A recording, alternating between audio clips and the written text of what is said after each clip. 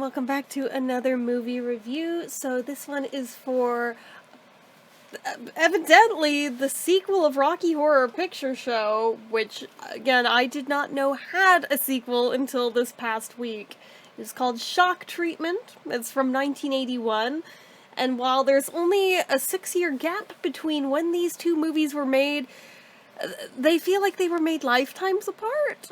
It's really weird how this just goes to illustrate my whole thing I've said for years about how each decade, in terms of just cinematography, films at large, I can always tell a mile away just looking at it for a fraction of a second what decade it came from. They all have a look.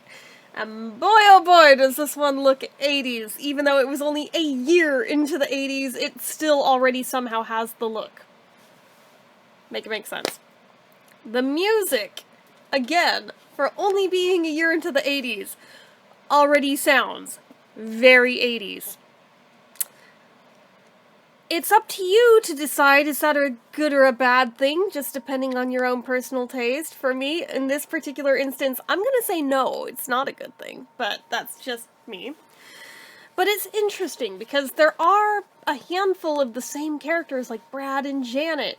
You've got Riff Raff and Magenta, although under different names and personas here, but they are still siblings, and I don't know if this is supposed to be like an alternate timeline or what this is, but it clearly takes place after the events of Rocky Horror, because now they're married, and for as difficult of a time as I had parsing together the plot of Rocky Horror, ha ha, try making sense of this one.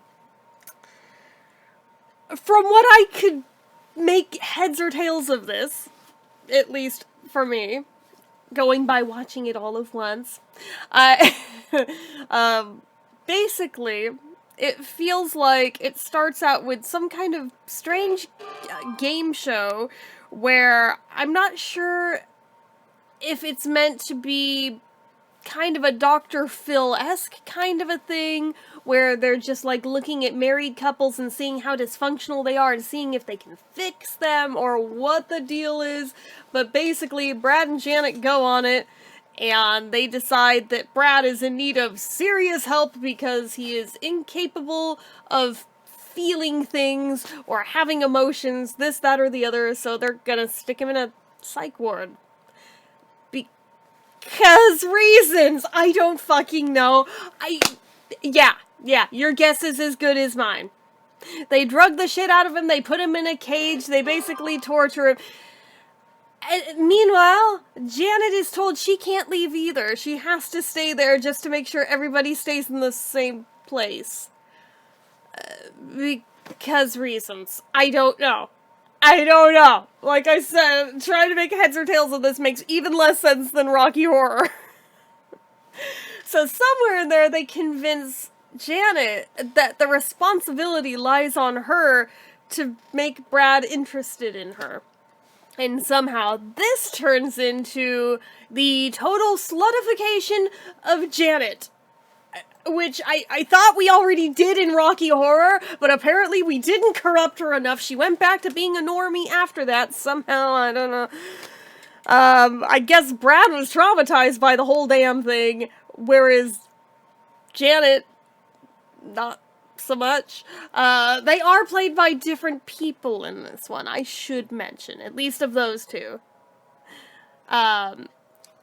Riff Raff, Magenta, and actually Columbia. All three of them are back as different characters. But, anyway. So basically, they give her a complete overhaul, and they trot her out on the show, and she becomes a quick fan favorite. She's like the new it girl. The fame goes to her head. She gets really full of herself, very entitled, very diva-esque in a really ugly way. I need to move this so it stops vibrating. But anyway, so it gets really messy really quick with her. And meanwhile, Brad is just horrified by the whole damn thing as he learns of it. And then it turns out, like, the network producer is Brad's long-lost twin brother that was split at birth. I don't know. I'm very confused. I am incredibly confused. Just like Rocky Horror, it gets about 3/4 of the way in and takes a left-hand turn that is so far removed from everything we had watched so far that I'm like, this is still the same movie, right? But what the fuck just happened? I don't even know what to make of this one. I really, truly don't. There's certain songs in it that feel like they're trying to embody the vibe of certain songs from Rocky Horror. Like, there's one in particular in here that makes me think of the Damn It Janet song. It's not identical, but it's similar enough to where you can tell they're trying to make lightning strike twice, and it just didn't. But, I forget if it was Bitchin' in the Kitchen. It might have been that one. I would have to watch it again, which I really would rather not do. But, it was one earlier on in the movie anyway, but yeah, I don't know. I don't know, guys. I don't see what, other than just Brad and Janet being recurring characters here, what exactly this has to do with Rocky Horror on any planet other than getting some of the same people back. I'm very confused. I don't know what to think of it. This is probably not getting a rewatch from me, personally. My takeaway is confusion. I'm not even sure I can give it a number rating. I'm so confused by it. Rocky Horror, for as confusing as it is, at least is a cult classic. I'm not so sure I can say that about this one, even though each upload of it on YouTube, and it is on YouTube, try to, like, really make a big selling point of it being the sequel, but like putting the S in parentheses and then equal as if it's equal to Rocky Horror, and I'm like, no it's not. You wish it were, but no it's not. Oh god, I think, what would I rate it? It's pretty bad. It's pretty bad. I feel generous giving it a 2 out of 5, like maybe a 1.5. It's not great.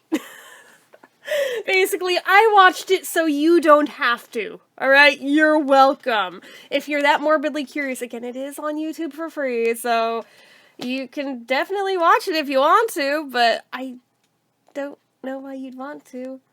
It in no way, shape, or form feels like the original. Either in vibe, or in plot, or just anything, really. I'm very confused by the whole thing. But on the other hand, just the knowing it existed, I had to at least watch it once just so I could say I've seen it. So I don't regret having watched it, but probably not gonna go back to that one. I'm glad it was on YouTube and I didn't have to throw money at it. So, anyway. Those are my thoughts. Take them or leave them. And as usual, you know what to do. If you like this video, go ahead and give it a like. If you're not already, you'd like to click subscribe. Hit that notification bell icon so you never miss an upload. Leave comments down below. Make sure you're following my social media accounts, my Facebook fan page, my Twitter, my Instagram, my eBay, my Reddits, everything and more. It's all down below. And if you like what I do here on this channel and you'd like to help support it, the donation link, as always, is down in the description. Get your name on the end card for a month from the time of donating. Anyway, guys, till next time, see ya.